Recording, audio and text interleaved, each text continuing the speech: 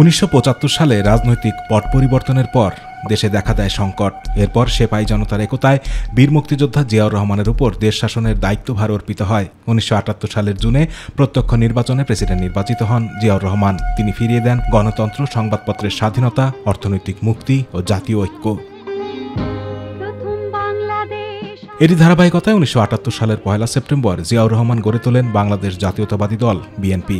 দেশের এক প্রান্ত থেকে অন্য প্রান্তে ছুটে গিয়ে জিয়াউর রহমান বিএনপিকে শক্তিশালী করে গড়ে তোলেন। ১৯৭৯ সালের ফেব্রুয়ারি সাধারণ নির্বাচনে বিএনপি ৩০০ আসনের মধ্যে ২২০টি আসন লাভ করে। সে সময় জিয়াউর রহমানের ১৯ দফা কর্মসূচি জাগরণ তৈরি করে সাধারণ মানুষের মাঝে। মাত্র কয়েকদিনের মধ্যেই বিভিন্ন ক্ষেত্রে এগিয়ে যায় দেশ।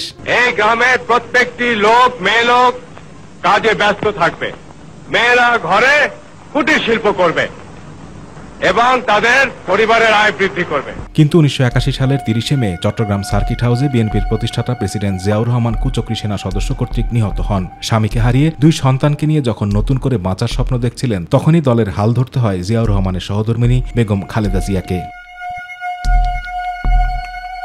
১৯৮২ সালের ৩ জানুয়ারি একজন সাধারণ গৃহবধূ থেকে রাজনীতিতে আসেন প্রেসিডেন্ট জিয়াউর রহমানের স্ত্রী বেগম খালেদা জিয়া।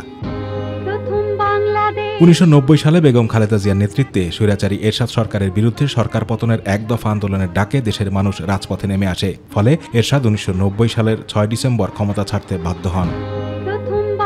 নানা আন্দোলন সংগ্রামের পর বেগম খালেদা জিয়ার নেতৃত্বে দেশ পরিচালনার দায়িত্ব পায় বিএনপি। ১৯৯১ সাধারণ নির্বাচনে বেগম খালেদা জিয়া আপসহীন নেতৃত্বে সংখ্যাগরিষ্ঠ আসন লাভ করে দেশের প্রথম নারী প্রধানমন্ত্রী নির্বাচিত হন। ২০০১ সালের ১ অক্টোবর সাধারণ নির্বাচনে বিএনপি বিপুল সংখ্যাগরিষ্ঠতা লাভ করে নির্বাচিত হয় এবং বিএনপি চেয়ারপারসন বেগম খালেদা জিয়া প্রধানমন্ত্রী নির্বাচিত হন। তবে ২০০৭ সালের ১/১১ পর আবারও সংকটে পড়ে বিএনপি। দীর্ঘ ১ বছর কারাভোগের পর মুক্তি পেয়ে আবারও দলকে সুসংগঠিত করে তোলেন বেগম খালেদা জিয়া। তবে গত ১ যুগের বেশি সময় ধরে প্রতিকূল সময় পার করেছে দলটি। ২০১৮ সালের ৮ ফেব্রুয়ারি বেগম জিয়া কারাগারে যাওয়ার পর দলের ভারপ্রাপ্ত চেয়ারম্যানের দায়িত্ব লাভ করেন লন্ডনে বসবাসরত তারেক রহমান। তার প্রচেষ্টায় দলকে তৃণমূল থেকে কেন্দ্র পর্যন্ত ঢেলে সাজানোর কাজ করছেন দলটির মহাসচিব মির্জা ফখরুল ইসলাম আলমগীর সহ সর্বস্তরের নেতৃবৃন্দ। ২০২৪ সালের ৫ই আগস্ট ছাত্র জনতার গণঅভ্যুত্থানে আওয়ামী লীগ সরকারের পতন ও শেখ হাসিনা পদত্যাগ করে দেশ ত্যাগের পর দায়িত্ব নেয় ড. ইউনূসের নেতৃত্বাধীন অন্তর্বর্তী সরকার। এরপরই খালেদা জিয়াকে কারামুক্ত ঘোষণা করা হয়, যা প্রাণের সঞ্চার ঘটায় দেশের গণতন্ত্রকামী মানুষের মাঝে।